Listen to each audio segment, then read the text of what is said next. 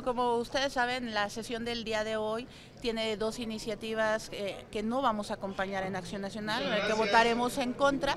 Principalmente el tema de la prisión preventiva nos parece extremadamente grave, porque incluso ya hay recomendaciones de organismos internacionales de que es una violación a los derechos humanos. Y cuando amplían el catálogo de los delitos que ameritan prisión preventiva, pues lo que nos demuestra nuevamente es el autoritarismo de este gobierno. Son peligrosas, como bien decías, porque dejan indefensos a los ciudadanos. Es decir, pueden meter a cualquier mexicano a la cárcel por un delito de evasión fiscal que ni siquiera enterado está él, porque puede ser un problema de su contador, y ahí lo tienen en la cárcel mientras averiguamos, ¿no?, si es culpable o no es culpable. Esto es claramente una violación a los derechos humanos. Es por eso que nosotros iremos en contra.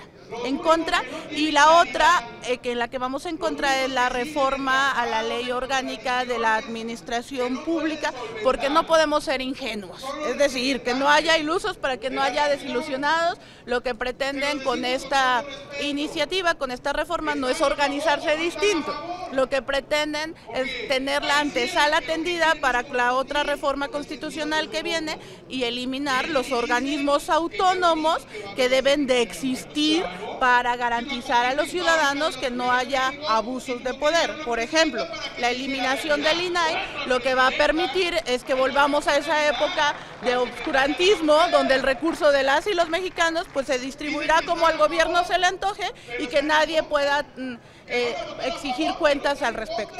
¿Tú crees que no? Por supuesto, y no será por ahí que pretenden que primero llegue el presupuesto a esta Cámara de Diputados y después se eliminan los órganos y otra vez tienen recurso a discrecionalidad. Por supuesto, de Morena todo lo podemos esperar. Lo que no cabe duda es que han convertido a este poder en una oficialía de partes y que quien manda es el Ejecutivo, y le han quitado cualquier autoridad a este poder, lo cual es extremadamente lamentable.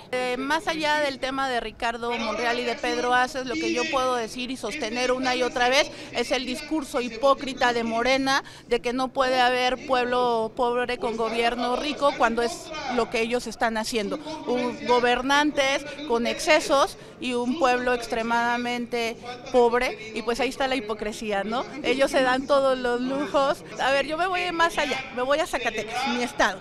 Compraron un helicóptero usado de seguridad pública y con eso dicen que es la panacea para resolver los problemas que tenemos en seguridad.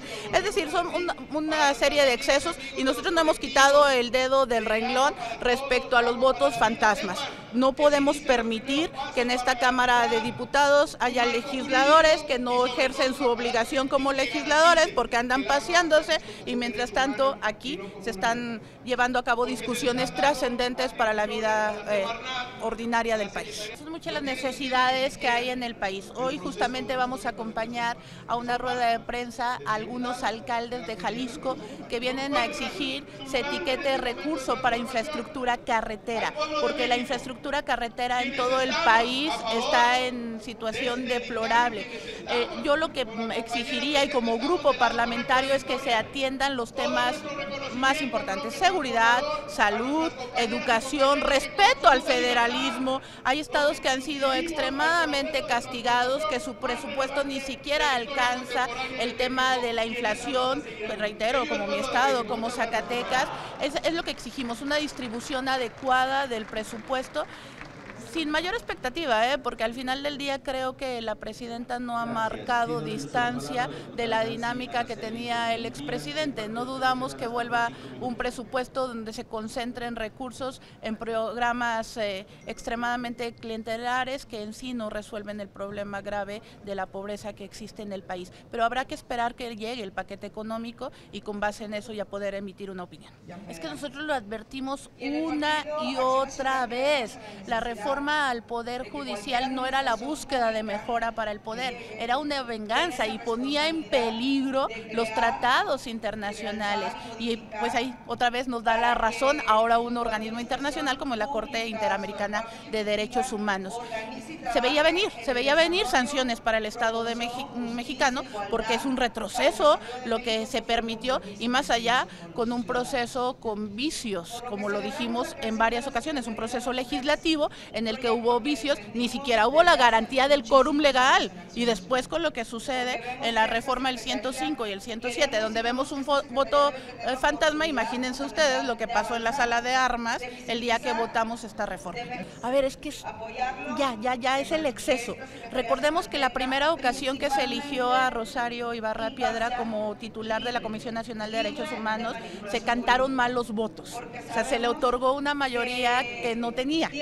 Y luego su desempeño al frente de la comisión es reprobable. No tenemos a la defensora del pueblo, no existe, no se ha pronunciado ante violaciones a derechos humanos graves, como la violación a los derechos humanos de las y los mexicanos, de tener un sistema de justicia al que podamos acceder, que fue con esto, con el tema de la reforma al Poder Judicial. Vimos el caso de Culiacán de Alexis, un joven al que la Guardia Nacional le gritaba mátelo, mátelo, mátelo, no lo hicieron porque había una cámara, es decir, no se pronuncia en nada, es una titular de una comisión omisa, una titular totalmente a modo de la presidenta de la República. Eso sí, cuando las y los diputados del PAN fuimos a exigirle que se pronunciara, se atrevió a con un juez